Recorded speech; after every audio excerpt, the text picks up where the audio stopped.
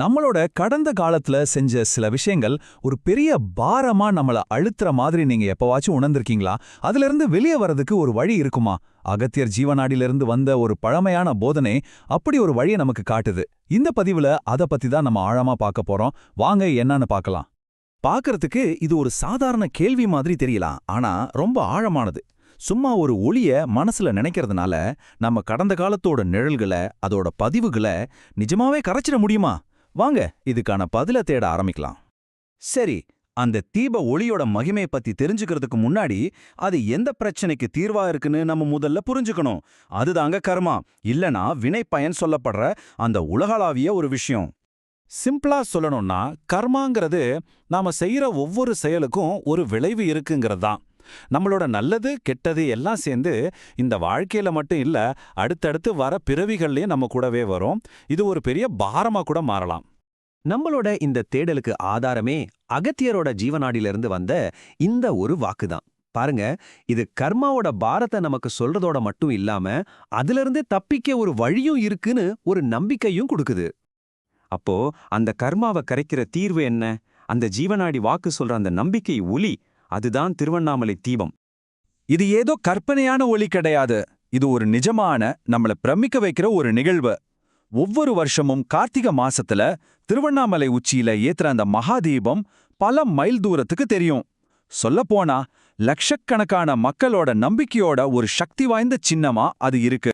இங்க தான் ஒரு ஆச்சரியமான விஷயம் இருக்கு. அந்த ஒளியோட சக்தி எவ்வளவு பெருசுன்னா, அதை நேர்ல பார்க்கறது மட்டும் இல்ல, சும்மா மனசுல நடைச்சு பார்த்தாலே நம்ம தீய வினைகள் கரைய ஆரம்பிச்சிடும்னு அந்த நாடி வாக்கு சொல்லுது. யோசிச்சு பாருங்க அந்த ஒளியோட உடனடி சக்தி எப்படிப்பட்டதுன்னு. சரி, ஒரு நெருப்புக்கு எப்படி இவ்வளவு சக்தி வர முடியும்? ஏன் பர்டிகுலரா இந்த தீபத்துக்கு மட்டும் இவ்வளவு மகிமை? இதுக்கு பின்னாடி இருக்கிற ஆன்மீக ரகசியம் என்னன்னு இப்ப கொஞ்சம் ஆழமா பார்க்கலாம். இந்த ரகசியத்தை புரிஞ்சிக்க நாம முதல்ல சித்தர்களை பத்தி தெரிஞ்சுக்கணும். சித்தர்கள்னா யாரு? அவங்க நம்ம தமிழ் மரபுல ஆன்மீகத்தோட உச்சத்தை தொட்டு அமானுஷ்ய சக்திகளையெல்லாம் பெற்ற மகா ஞானிகள். இங்கதான் அந்த ரகசியமே இருக்கு. அண்ணாமலை தீபங்கிறது ஒரு சாதாரண நெருப்பு கிடையாது. அந்த ஜீவநாடி வாக்கு என்ன சொல்லுது தெரியுமா? அது ஞானமடைஞ்ச அத்தனை சித்தர்களோட ஒட்டுமொத்த ஒளியா, அவங்களோட சக்தியோட வடிவமா இருக்குதாம். அது ஒரு ஆன்மீக சக்தி மையம். அதனாலதான் அதுக்கு அவ்வளோ பவர். ஓகே, அந்த ஒளியோட சக்தியை பத்தி இப்ப தெரிஞ்சுக்கிட்டோம். இப்போ அடுத்த ஸ்டெப், இந்த அறிவை வச்சு நம்ம கர்மாவை கரைக்கிற மாதிரி ஒரு பயிற்சியை எப்படி செய்யறதுன்னு பார்க்கலாம். இந்த பயிற்சியை பார்க்கறதுக்கு முன்னாடி அகத்தியர் இந்த வாக்குல யூஸ் பண்ற ஒரு வார்த்தையை கவனிங்க. அப்பனே. ஒரு அப்பா தம் புள்ளைக்கிட்ட பேசுற மாதிரி எவ்வளோ அன்பு, எவ்வளவு அக்கறையோட இந்த வழிகாட்டுதல் வருது பாருங்க. இது ஏதோ ஒரு கடுமையான கட்டளை இல்ல, ரொம்ப மென்மையான ஒரு வழிகாட்டுதல். பயிற்சி பாத்தீங்கன்னா ரொம்ப சிம்பிள் ஆனா பவர்ஃபுல். ஸ்டெப் 1, அந்த அண்ணாமலை தீபத்தை உங்க மனசுக்குள்ள கொண்டு வாங்க. ஸ்டெப் 2, அந்த உருவத்தை மனசுல அப்படியே பதிய வைங்க.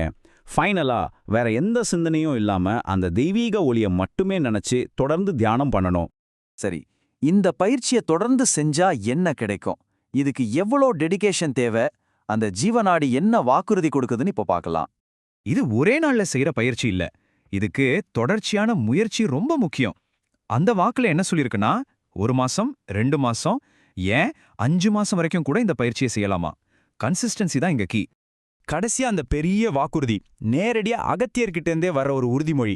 நீங்க உண்மையா அர்ப்பணிப்போட இந்த பயிற்சி செஞ்சா பல ஜென்மமா நம்மள தொடர்ற கர்மாக்கள் கூட கரைஞ்சிடும்னு அவர் சொல்றாரு. இதுதாங்க விடுதலைக்கான அந்த ப்ராமிஸ். திருவண்ணாமலை தீபம் வெளியில தெரிகிற ஒரு சக்தி வாய்ந்த சின்னம்தான். ஆனா இந்த போதனை நம்மள ஒரு ஆழமான கேள்விக்குள்ள கூட்டிட்டு போகுது. நம்மள நாமே கேட்டுக்க வேண்டிய கேள்வி இதுதான்.